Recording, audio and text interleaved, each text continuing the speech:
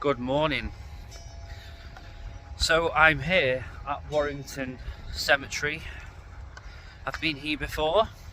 I've been here before. I've took photographs here and I've made a video here as well. But this is a perfect setting to talk about supernatural things. Now I've made a video, I did a mini documentary on vampires. But we're going to talk about vampires again. Now, if you've not seen that, what I call a mini documentary, it's about 20 minutes long, please go check it out. So, we all know what vampires are.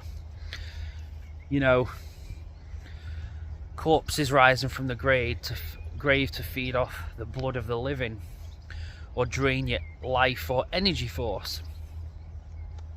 But what actually could, if they do exist, what could they actually be?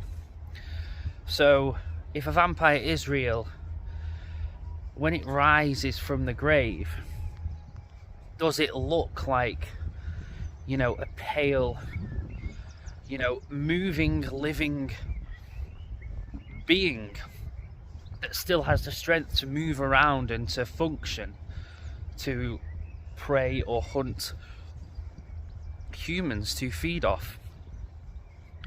Or is it more like a ghost, where it's something supernatural, so it has risen from the grave, but you will never find a physical body? So the body could be still within the coffin, and you know, you can tell that it's a decayed body, but you still get visited by it. Or is it more like the being that's visiting you does look like a decomposed body, so it doesn't look like all glamorous like it does in the movies and the films? What do you think? This is something that, like all supernatural or mythical or even cryptid creatures, I always think this: what if they do exist, what are they actually? Are they physical, living, well, not living, but physical walking beings? Or are they something more supernatural? It's here one minute and then not the next. And while I'm here, let's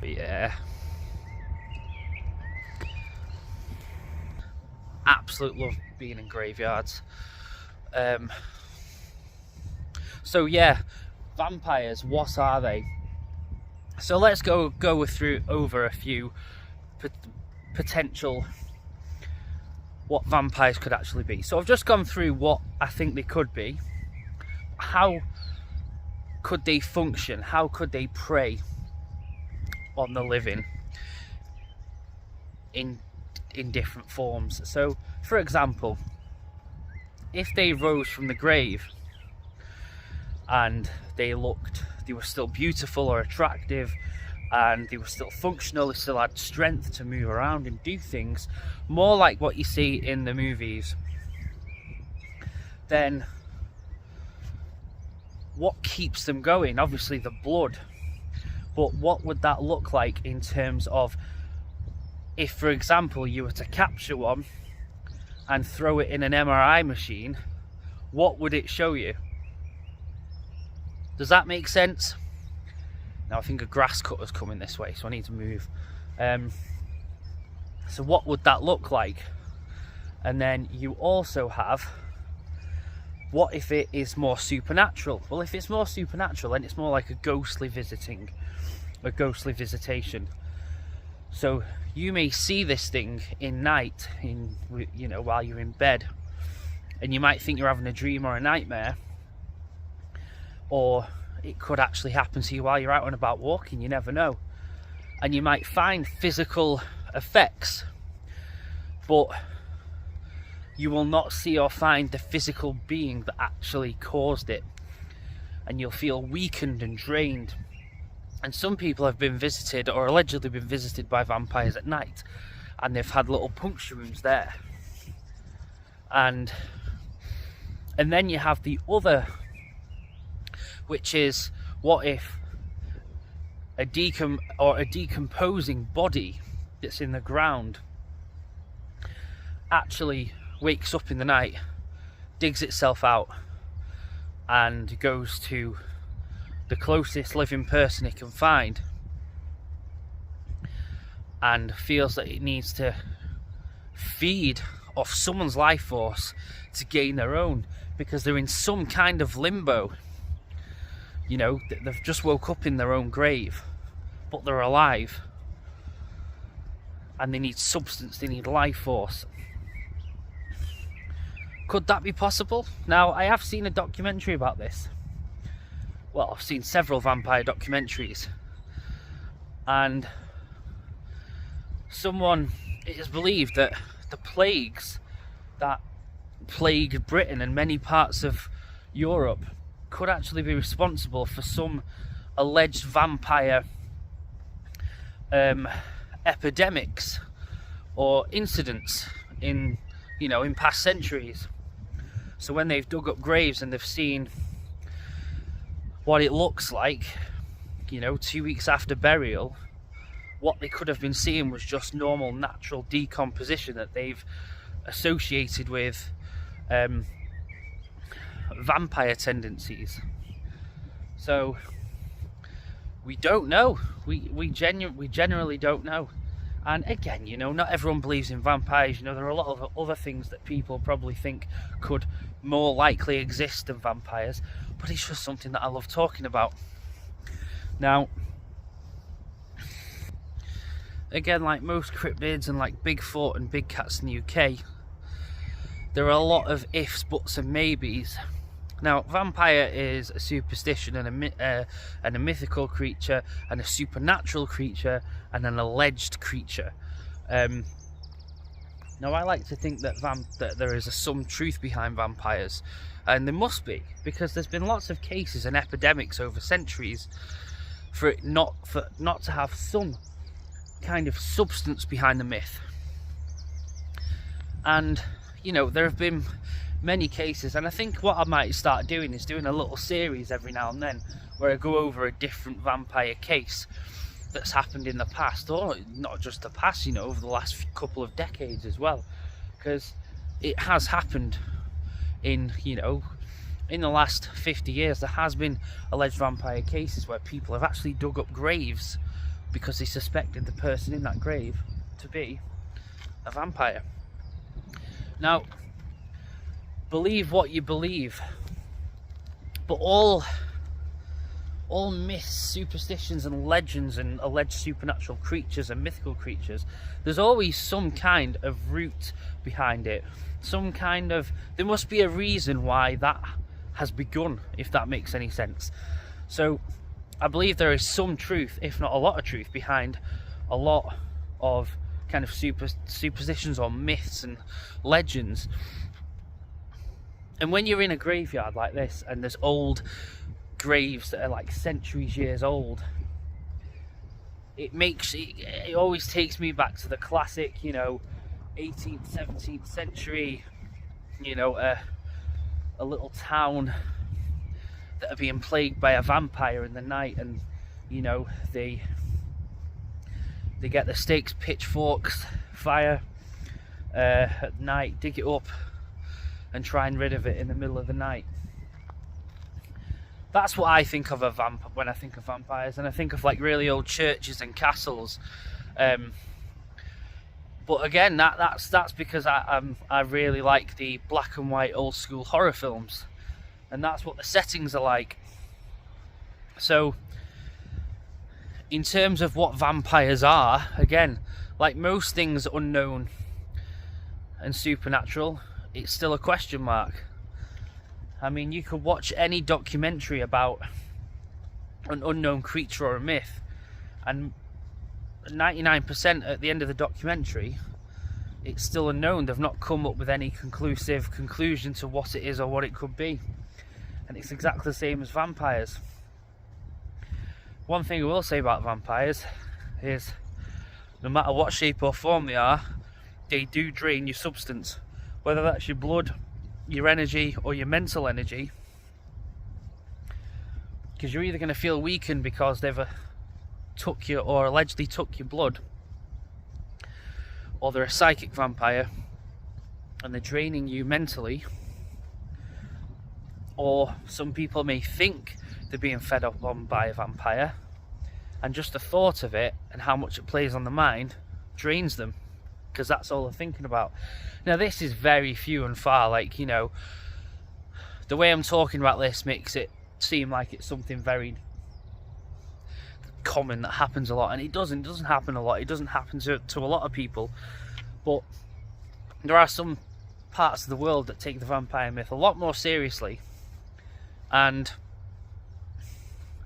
these things do come up.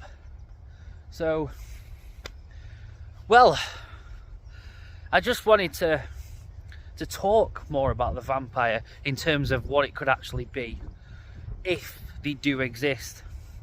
Now, in the 21st century, there's probably not a lot of people that still think vampires physically exist still, or even if they ever did. Now, I think there's something there. I think there's definitely something behind the vampire myth and legend.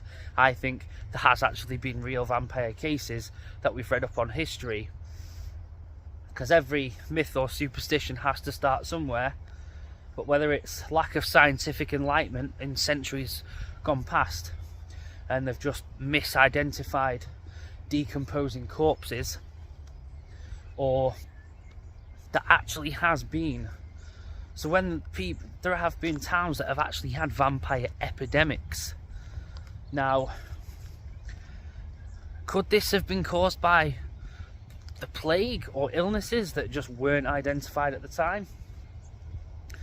Or were they actually vampires? And I like to think that there was, or at least some of the cases were actually vampires. And as I walk through this graveyard filled with 3-century-old gravestones and then some modern gravestones, just makes you think over the hundreds of years how different people think. I mean, if I was to say to a 15-year-old teenager now, what do you make of of vampires, and how people used to actively hunt them in centuries gone by, they'd laugh at you and say, oh, it's a load of rubbish. There's absolutely no way that they ever existed or could exist. But that's been said about a lot of things, and it turns out there is some truth behind a lot of myths and legends. So,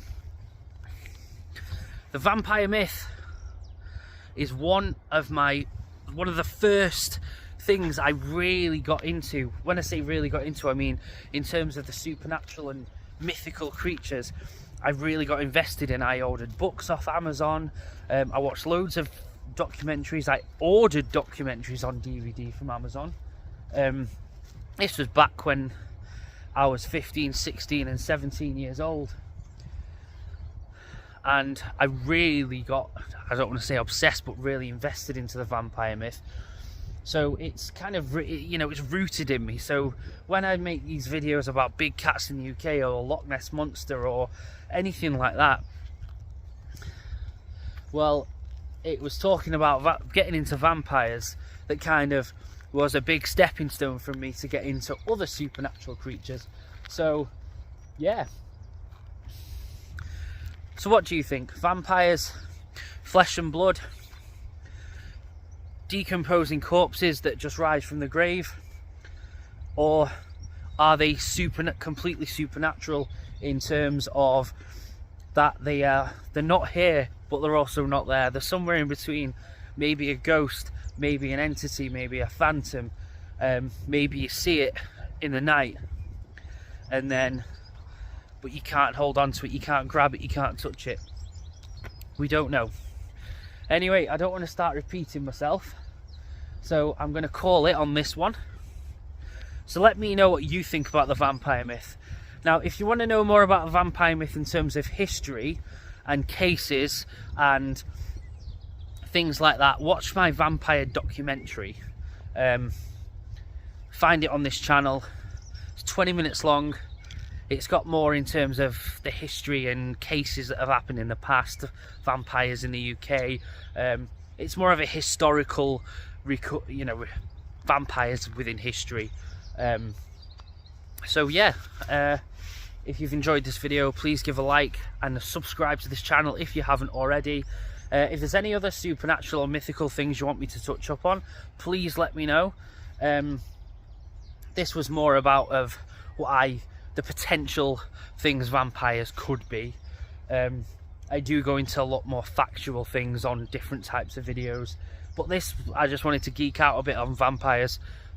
So yeah, please give me a subscribe. If you're into photography, please subscribe to my photography channel, Jamie Jones Photography. I've been doing photography for years. Whenever I make a YouTube video, I'll go out, make a YouTube video, and I'll also do photography before or after the video. So Jamie Jones Photography. Anyway, I've been blabbering on. Please stay safe, and yeah, I'll see you in the next one.